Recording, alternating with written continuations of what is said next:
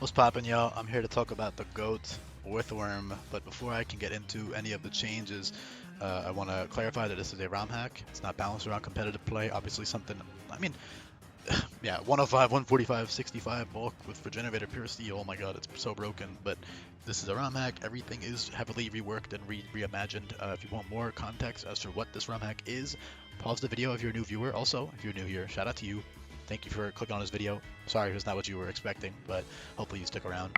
Let me know if you sub to the channel. Leave a comment down below if you like this type of stuff. Especially if you're finished with the video and you're a new viewer, this is your first video of mine, let me know. But yeah, pause the video. Tons of bullet point information down below in the description, listing out all of the key points about what the ROM hack is and how it works. And you can also check out my other videos when you're done with this one, and then also look at the Google Sheet for yourself and look at all the changes. There's a move guide, got all types of categories. You click them and it takes you there. All types of useful information on this Google Sheet. I have other videos explaining the hack as well. So yeah, give all that a look. With that being said, Orthworm. Regenerator. I chose Regenerator because he's an earthworm, right? He's a worm. Worms do regenerate. That is like, I mean, I don't know if people know, but hopefully that's common knowledge. For example, people always say you cut a worm in half and it keeps moving or it grows into a new one, whatever crap you want to hear. But yes, worms are very regenerative. And he is a worm. Obviously, he's not like a buggy worm, but he still is like a worm. And then also the flavor. I mean, if you look at the end of his tail, especially, like it looks like it's meant to grow back. A lot of animals have that type of tail. Like for all the shed tail Pokemon, for example, Cyclizar has that as well. That's why he has Regenerator in the first place. I'm assuming they didn't give it to him because of balancing reasons or whatever it is. But this is a ROM hack where everything is kind of like this, so it's not actually really that crazy. I mean, it's great. Don't get it twisted. It's great, but it's it is what it is. It's normal. But yeah, incredibly bulky. I do try to base HP more on size, and he is a very big, like 8-foot long metals worm. So 105 HP. I also like how all those stats end in 5 now. That's why I took special attack out. Not to mention, I could have just made him 550 BST, but I don't know. I'm a little bit strict with like the vibes, I guess. And for me, it's like I'd rather just it's a flavor thing, right? 535 versus 550. It's a flavor thing in this ROM hack. If you look at the other BST thresholds for other Pokemon. Single stages can be 550. In fact, some of them are even 575, like semi-pseudos. But in this case, I don't know. I just think 535 fits the best, or 525 or whatever. Not 550. I just kind of don't really like it that much, so that's why I dropped special attack. It's not min-maxing because he would have just been 550. It's just a flavor BST choice. That's it. Unaware, very fitting. It's definitely the most niche of your 3 abilities, but the beauty is, so basically you're using Regenerator at 9 out of 10 fights, right? That's an exaggeration. But a lot of fights you're going to use Regenerator. However, when you see that there's a ground move on the opponent's team and you need your Orthworm to counter that for whatever reason, you switch your ability to Subterranean for that situation. Subterranean being renamed from Earth Eater because I want to give it to more Pokemon that live underground or dig underground. So, for example, the only one revealed so far is a Bug Trio. That's another Subterranean Pokemon. And then I also said in that video that all of the other Dug Trios will have it as well. So there's 3 more Pokemon with it, and of course more will have it as well. So yeah, very, very useful ability. Obviously, in Pure Steel with an immune to dig ground is great. But Unaware. Unaware is one of those abilities that you switch to when you see that the AI has like a very scary setup move that you want to counter.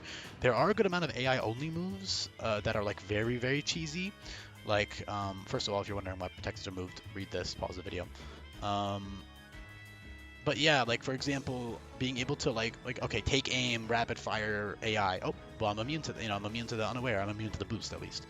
Stored power, power trip, echoed voice, fury cutter, rollout. All not rollout, but all 4 of these moves are very, very scary on the AI, and they're not going to be spammed to no end. Again, you can read more about my balancing for these moves right here if you pause the video and read.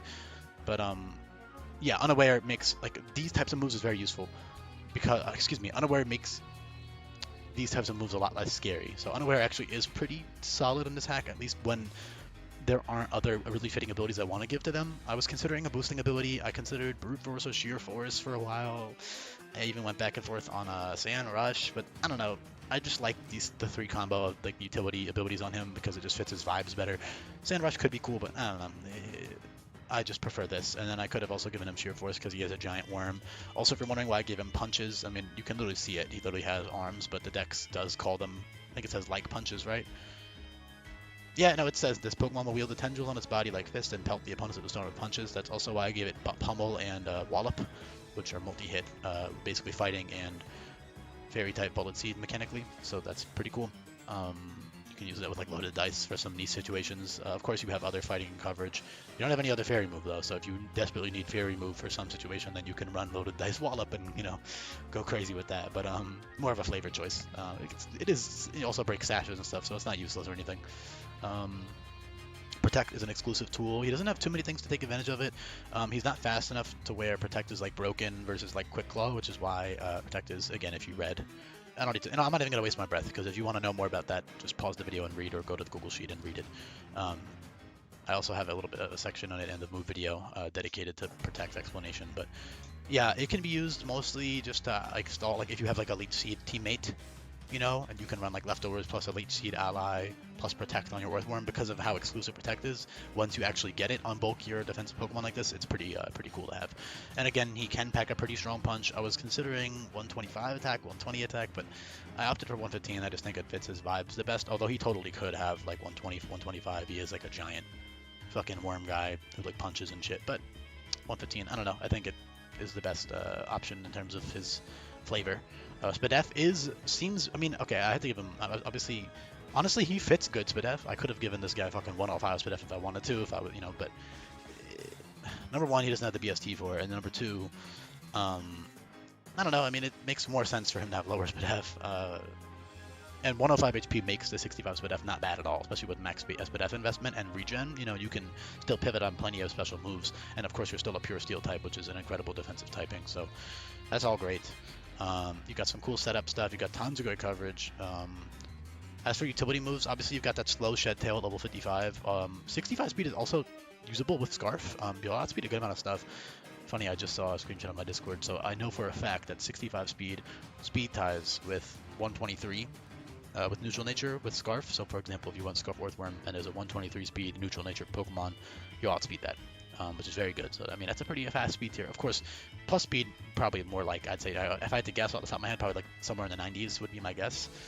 Maybe 100 tops for plus speed. Probably like 90s would be my guess if to outspeed with 65, which is not bad. I mean, outspeeding like a base 95, 98 Pokemon, whatever, with Scarf is good on Orthworm. That's if your Orthworm is neutral speed nature. So point is, 65 speed is genuinely usable. I do see him being kind of a little bit quick. Not actually quick, but if you see him in game, like he does kind of wiggle around pretty quick. He goes under the ground pretty quick and digs around. So all that stuff is pretty cool. You got, again, tons of cool coverage. Aqua Tail. First impression is very widely distributed in this hack. Most physical attackers fit it vibes-wise, as long as they can, like, they don't even have to be fast really to use it. To me, it's just the Japanese name is head-on collision, right? So it's literally just like a big hit. Like, oh, you send it out, it's like, oh shit, it's almost like a scare. Like, oh, look at this big fucking, hit that I'm dealing with on you. And I can totally see him like just whipping or punching, whatever, to use it. It's really defensive. It's a very generic move, so that's a cool option. Also, obviously he's not actually a bug type, but giving him a couple cool little bug moves is neat. That's why I gave him like Creeping Strike, because I can see him like crawling out of the ground like a little worm. He's going in and out, kind of hitting you, that type of thing. He's a bug, I mean, at the end of the day, he is bug-esque. He's not actually bug. I know he's just a metal worm, but it's still pretty cool. Also, flavor-wise, Unaware. I mean, I don't think I need to explain it. Look at his fucking eyes, dude. Like, look at this guy. He definitely fits Unaware. There's no fucking thoughts going on there. I love him. He's so cool. Fun fact, he's actually the mascot of my friend's group chat. Got the meme. Y'all remember that what's that shit called? The Mama I'm a Criminal shit? Yeah. It's like a picture of him. Alright, let me shut up, bro. I gotta this one has this should be 20 minutes. Yeah, very bulky, pretty damn strong, great utility. Again, that slow Shed Tail. Also, U-turn and Baton Pass for pivot moves before you get Shed Tail. U-turn because of the bug, and again, I can see him like kind of squirming around pretty quickly, like hitting you and then leaving, going underground or wiggling away, whatever you want to call it or describe it as. And the Baton Pass is just a slow pivot move, and I do see it, enough, especially because he already gets Shed Tail. So giving him that negative priority Baton Pass for the slow pivot, and then U-turn for a faster pivot if you want that, also to deal some chip damage. You could also try Baton Passing some stats around. It's not useless or anything, especially with like Stockpile or Coil. So you could experiment with that, but yeah. Like I said, tons of coverage. I mean, Zen Head, but you guys can read. I'm not gonna list every single one on the screen. You can look and see what he gets. Flavor-wise, I gave Wild Charge and Supercell Slam because he is based on a train somewhat, like the little windows on the side of his body and his little arms that when they go in, it all looks like a train, like a high. I think it's like a rail train. I forget the word for it, but like one of those little Japanese like It's not a subway train. No, it's a rail train, high-speed rail. I don't know, bro. He's based on a fucking train, okay? So he definitely fits like wild charge and that type of thing to me, via TM at least. Takedown, aqua. I mean, tons of nice little coverage for all situations that you can teach whenever you need it.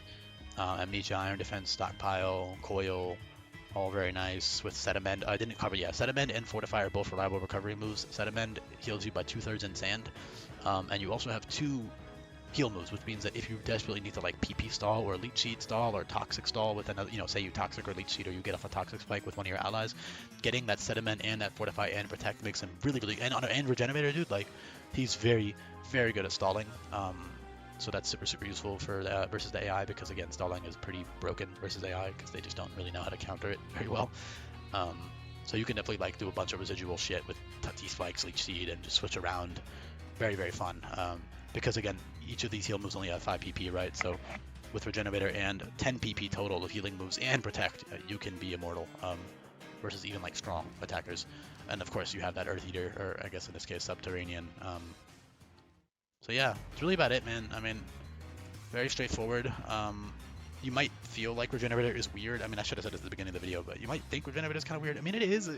I think it fits enough given that he is a worm, and also like if he's gonna shed his tail, like it's gotta come back, Like I feel like any mon like that has shed tail could technically fit Regenerator. I wouldn't actually give them all Regenerator, but like flavor-wise, they could fit it, or you can argue at least, because all Pokemon that shed their tail, like all animals that do that, like they grow it back. That's the whole point of the fucking move, It's that's why Cyclozar has it, like the lizards. What's the word for it? Autonomy. I'm pretty sure that's the word, autonomy, where like they fucking shed off a part of their body, usually their tail. But also, other animals can do it, like with arms and shit too. So, when they get caught by a predator, they run away. So yeah, that's that. Thank you for listening. Shout out to you. Also, yeah, I guess lastly, I'll cover like Brutal Swing, Strength, are Rock, and Dark type Double Edge.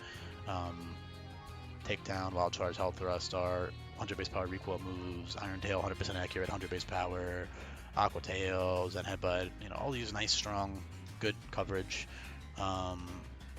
Even stuff like Whiplash could be pretty good with stallier sets with Sediment and Fortify, because Whiplash gives a guaranteed defense drop. It's not stab, of course, but yeah, shit, if you got Terra Normal, that could be pretty sick as well.